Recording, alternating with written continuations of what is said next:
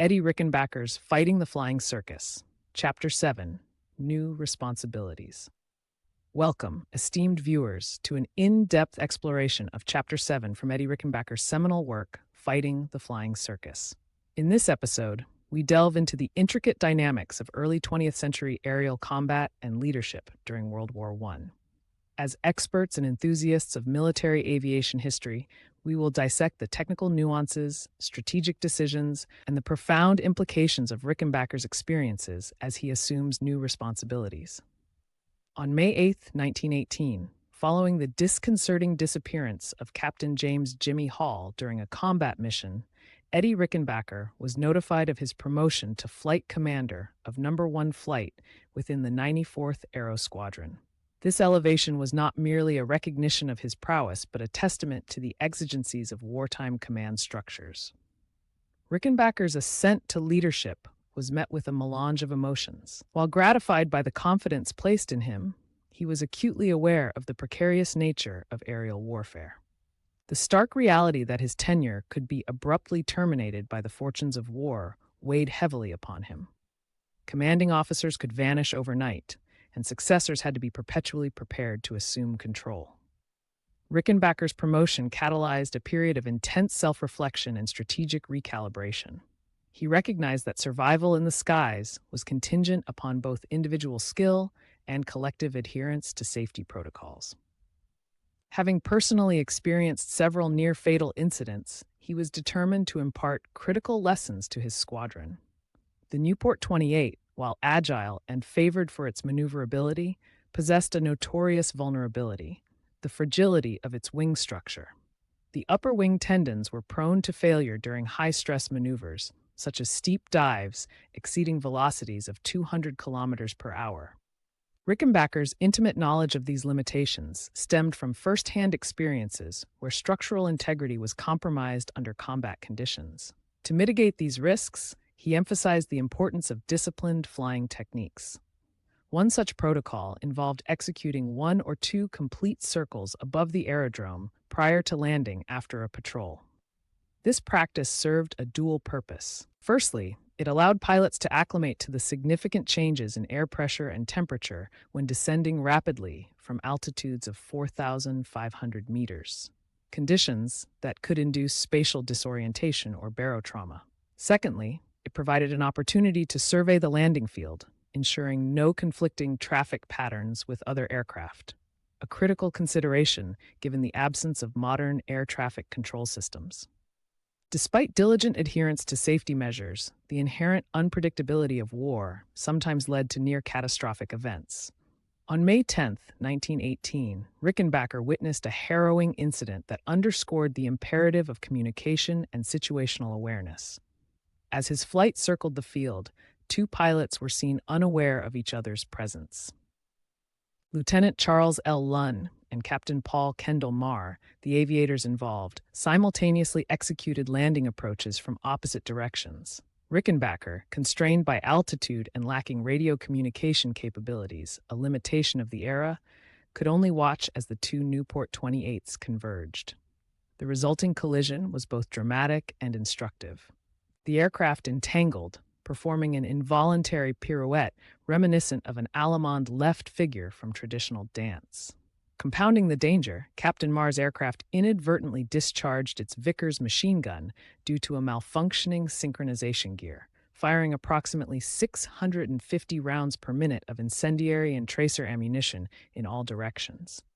Remarkably, both pilots emerged unscathed, a testament to the resilience of the aviators and perhaps a stroke of providential fortune. This incident reinforced the necessity for strict adherence to landing protocols and the potential consequences of lapses in vigilance. On May 12th, Rickenbacker and fellow pilot Reed Chambers undertook a patrol that would showcase the psychological dimensions of aerial warfare.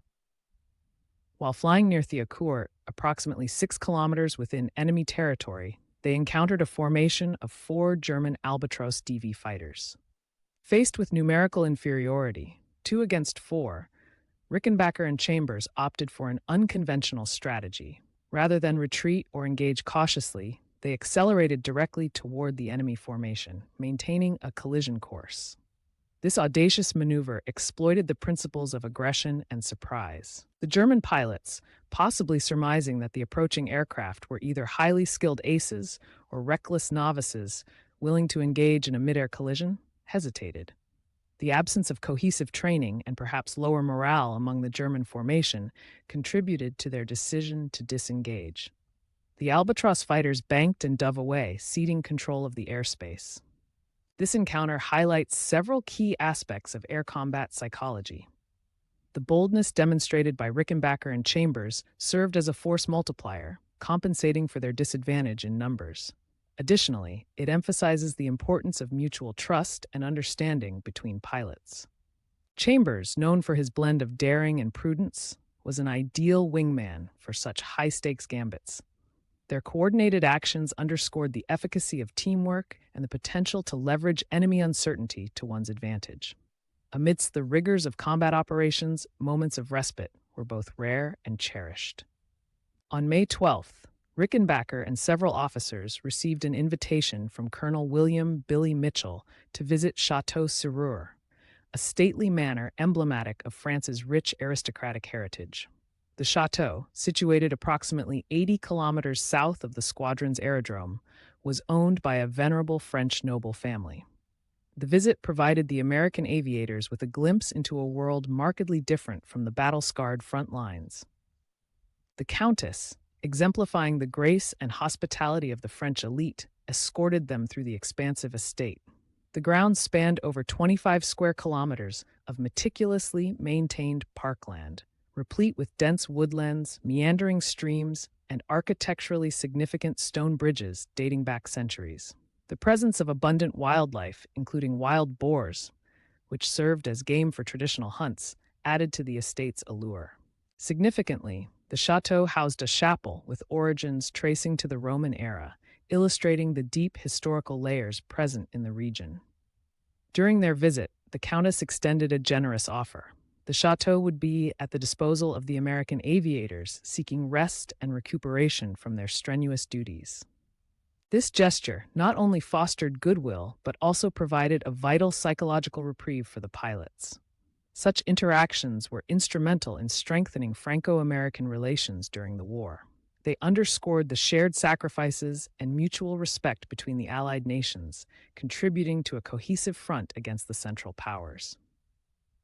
May 15, 1918, marked a significant occasion for the members of the 94th Aero Squadron.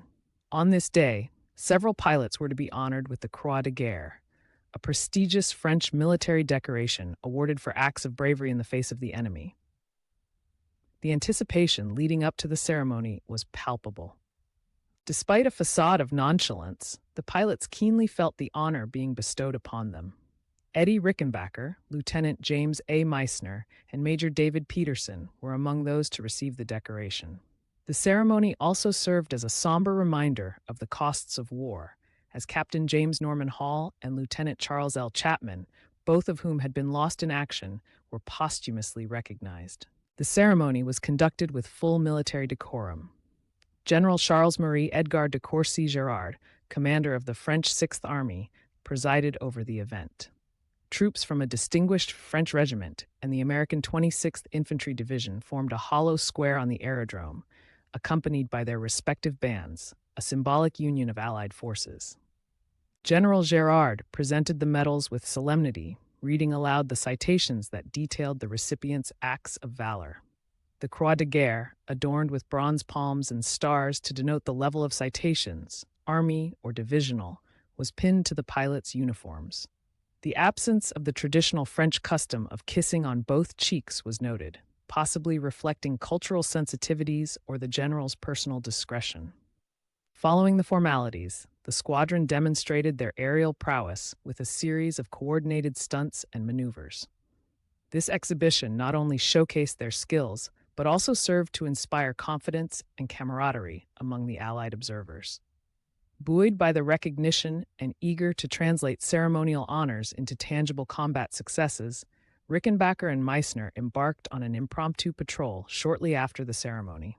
Their objective was clear: to engage and down enemy aircraft, thereby contributing directly to the war effort and accruing additional distinctions. During the patrol, they identified a German Rumpler C-7, a high-altitude reconnaissance aircraft capable of operating at ceilings exceeding 6,000 meters, facilitated by its Benz BZ-4 engine, producing approximately 220 horsepower.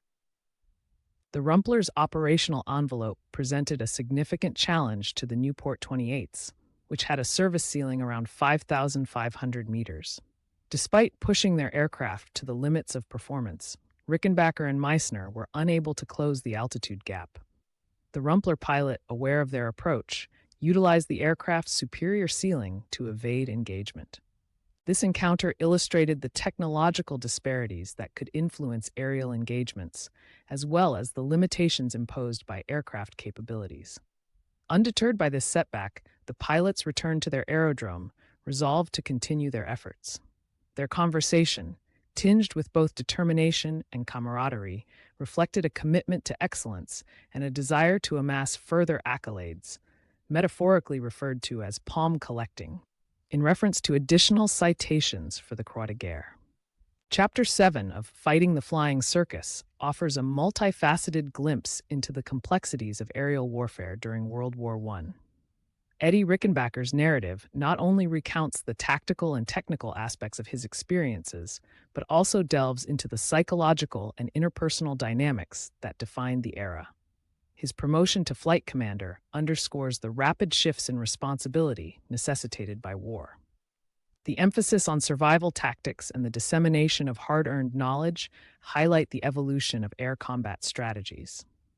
Incidents such as the collision on the landing field and the bluff over Thiaucourt illustrate the omnipresent dangers and the innovative approaches pilots employed.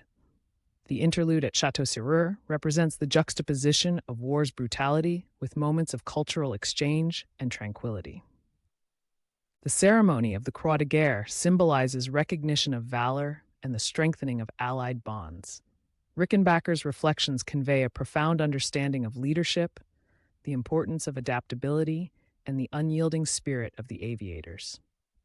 As we dissect these events with an expert lens, it becomes evident that the lessons from this chapter extend beyond their historical context, offering enduring insights into strategy, teamwork, and the human condition under the strains of conflict. Thank you for joining us in this deep dive into Eddie Rickenbacker's Fighting the Flying Circus. We hope this exploration provided valuable insights into the intricacies of early aviation warfare and the experiences of those who shaped its legacy.